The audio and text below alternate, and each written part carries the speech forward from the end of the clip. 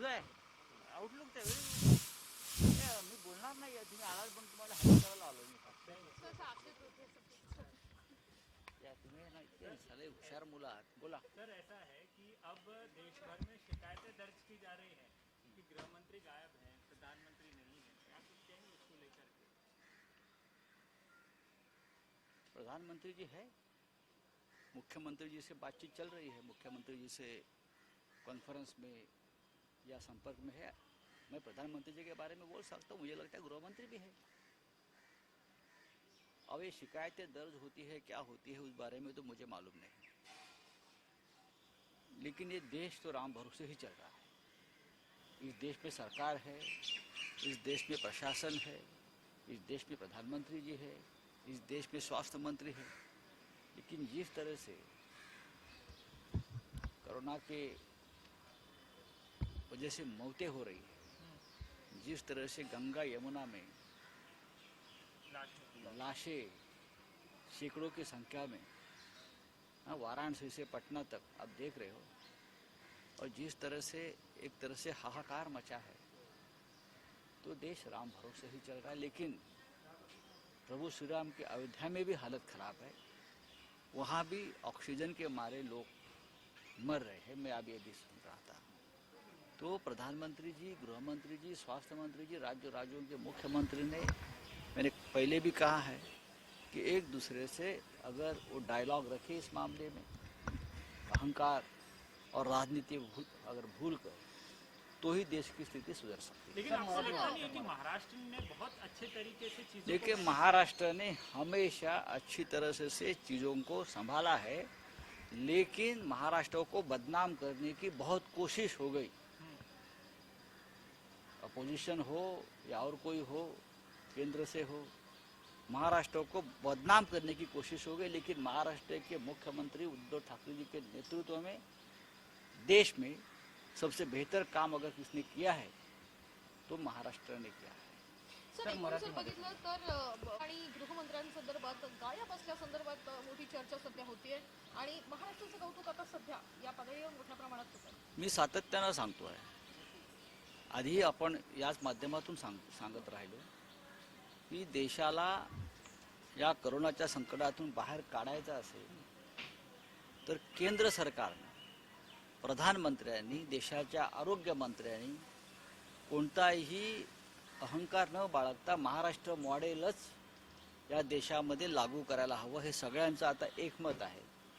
मुंबईसह संपूर्ण महाराष्ट्रामध्ये नक्कीच कोरोनाचे संसर्ग आहे, वर खाली होतो आहे, पण नियंत्रण करण्याचं काम, उत्तम प्रकारे सुविधा पुरवण्याचं काम आरोग्यविषयक हे महाराष्ट्राचे मुख्यमंत्री उद्धव ठाकरे यांच्या नेतृत्वाखाली, यांच्या मार्गदर्शनाखाली होत आहे. आणि त्याचं कौतुक देशात नव्हे तर जगभरात सुरू आहे. सर्वोच्च न्यायालय करताय, उच्च न्यायालय करताय, सर्वत्र महाराष्ट्राची पाठ थोपटली जाते. प्रधानमंत्र्यांनी सुद्धा कौतुक केलेलं आहे. त्याच्यामुळे प्रधानमंत्री किंवा सरकार हे जागेवरच आहेत, पण त्यांचं अस्तित्व दिसणं गरजेचं आहे. अदृश्यपणे काम करून चालणार नाही. पण सरकार असलं किंवा नसलं तरी हा देश सध्या या संकटाच्या काळामध्ये फक्त राम भरोसे पद्धतीनं सुरू. ज्या पद्धतीनं गंगा यमुनेमध्ये प्रेतांचा खच पडलेला आहे, कोरोनाग्रस्तांची प्रेतं वाहत किनाऱ्याला लागली आहेत, त्यांच्यावरती अंत्यसंस्कार करण्याचं भाग्यसुद्धा, संस्कारसुद्धा होत नाही आहेत, हे या देशामध्ये यापूर्वी कधी झालं नव्हतं. त्याच्यामुळे लोकांना असं वाटत असेल. सेंट्रल विस्टा प्रोजेक्ट आहे, आता सध्या देशामध्ये 4.25 लाख रुग्णसंख्या सापडते. असं असताना देखील प्रोजेक्टचं काम वेगानं सुरू आणि फोटो काढण्यात सुद्धा आता म्हणायचं. इस तरीके से सेंट्रल विस्टा के प्रोजेक्ट को देखिए, उस बारे में देश के प्रमुख विपक्ष नेताओं ने प्रधानमंत्री जी को एक खत लिखा है, चिंता व्यक्त की कि सेंट्रल विस्टा का जो प्रोजेक्ट है वो कुछ दिनों तक आप स्टॉप कर दीजिए, और वो पूरा जो पैसा है 20-25 हज़ार करोड़ का, वो आप कोरोना के निवारण के लिए यूज़ कीजिए. छत्तीसगढ़ विधानसभा का काम, नई विधानसभा जो बनाने का काम चल रहा था, छत्तीसगढ़ के मुख्यमंत्री ने उस पर रोक लगाई है और पूरा उनका जो बजट है वो कोरोना के लिए लाया है. तो अब ये देश की स्थिति ऐसी है, आप दिल्ली का नक्शा बदल के क्या करोगे? यहाँ लोग जिंदा रहने के लिए संघर्ष कर रहे हैं. लोगों की हालत देखिए. तो ये बात जो है उद्धव ठाकरे से लेकर स्टालिन हो, ममता जी हो, सोनिया जी हो, सभी ने एक प्रधानमंत्री को पत्र लिखा इस बारे में और चिंता जाहिर की है। आपको मराठी- लगता है- सर, मराठी एक सांगा. मिनिट, एक मिनिट। सर आपको लगता है कि बंगाल चुनाव में प्रधानमंत्री मोदी का प्रचार करना उस सबसे बड़ी गलती थी, देखिए बात ऐसी है कि क्योंकि देश में लोग मर रहे थे बगैर नहीं, एक बात है कि उसके लिए चुनाव आयोग को ही जिम्मेदार ठहराना चाहिए।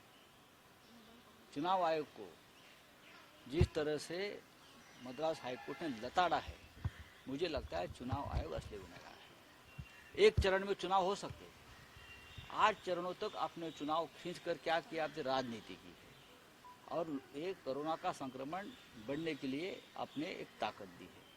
ये बहुत ही देश के लिए दुर्भाग्यपूर्ण बात है। सर एक मिनिट सर, सेंटर विस्टा प्रोजेक्ट संदर्भात सध्या मोठी चर्चा होतीये. फोटो काढण्यात आता मनाई करण्यात आली आहे जेव्हा हा मुद्दा बाहेर आला. हा मुद्दा बाहेर आलेला नाही, हा मुद्दा सगळ्यांना माहिती आहे. पण ज्या प्रकारे या देशामध्ये करोनाचं संकट भयंकर पद्धतीनं वाढत आहे आणि गंगा यमुना अनेक नद्यांमध्ये प्रेत वाहताना दिसत आहेत, म्हणजे अंत्यसंस्कार करायला सुद्धा स्मशान आणि कब्रस्थानं कमी पडत आहे, तेव्हा हे सगळं समोर आलं आहे. त्यानंतर लोक म्हणतायत की या सेंट्रल विस्टा नवीन पार्लमेंट, प्रधानमंत्र्यांचं नवीन निवासस्थान याची गरज काय आहे. 20-25 हजार कोटी खर्च करून तुम्ही हा दिल्लीचा नक्षा बदलताय. त्यापेक्षा देशाची हालत जी सध्या आहे गंभीर आहे, ती सुधारण्यासाठी लोकांना जीवदान देण्यासाठी ऑक्सिजन, बेड्स, औषधं, लसीकरणासाठी हे पैसे वापरावेत, अशा प्रकारचं एक पत्र या देशातल्या प्रमुख विरोधी पक्षाच्या नेत्यांनी, त्यात माननीय उद्धव ठाकरे आहेत, एम जे स्टॅलिन आहेत, ममता बॅनर्जी आहेत, सोनिया गांधी आहेत, सगळे आहेत, सीताराम येचुरी आहेत, शरद पवार आहेत, सगळ्यांनी प्रधानमंत्र्यांनी कळवलं आहे की सेंट्रल विस्टा प्रोजेक्ट वरती हा इतक्या मोठ्या प्रमाणात खर्च करण्याची गरज नाही. सर एक सवाल, अंतिम सवाल ये कि इजराइल और फिलिस्तीन में जो स्थितियां बन रही हैं, लग रहा है कि वर्ल्ड वॉर की तरफ हम जा रहे हैं. नहीं, वो तो आज की बात नहीं है, वो लगभग हिंदुस्तान पाकिस्तान है. सर एक मिनिट सर, एकूण सर एकीकडे संपूर्ण देशामध्ये जे आहे ते महाराष्ट्राचं कौतुक होत आहे, महाराष्ट्र पॅटर्न राबावं असं म्हटलं जातंय, तर दुसरीकडे महाराष्ट्र सरकारमध्येच वाद होताना बघायला मिळतात. वांद्रे मतदारसंघात झिशान सिद्दीकी यांनी जे आहे नाही, मला तो मुद्दा त्याच्याविषयी उचलला, तर जयंत पाटील यांनी मंत्रिमंडळात देखील बघा, नाराजी हे पहा की मला कोणत्या आमदारांनी काय सांगितलं मला माहीत नाही. जलसंपदा मंत्री जयंत पाटील हे प्रदेश राष्ट्रवादी काँग्रेसचे अध्यक्ष आहेत. ते या राज्याचे ज्येष्ठ नेते आहेत, महत्त्वाचे नेते आहेत, महाविकास आघाडीतले वरिष्ठ मंत्री आहेत, अनेक वर्षापासून ते मंत्री आहेत, अनुभवी नेते आहेत. त्यांनी काल स्वतः पत्रकार परिषद घेऊन त्या संदर्भात खुलासा केलेला आहे आणि तो अत्यंत महत्त्वाचा आहे. कॅबिनेटमध्ये काय घडलं आहे, काय झालं आहे हे बाहेर सांगता येत नाही. चर्चा झाल्या असतील काही, पण एक सांगतो की बाहेर कितीही कोणीही अफवा पसरवल्या तरी महाविकास आघाडीचं सरकार हे स्थिर आहे, हे मजबूत आहे.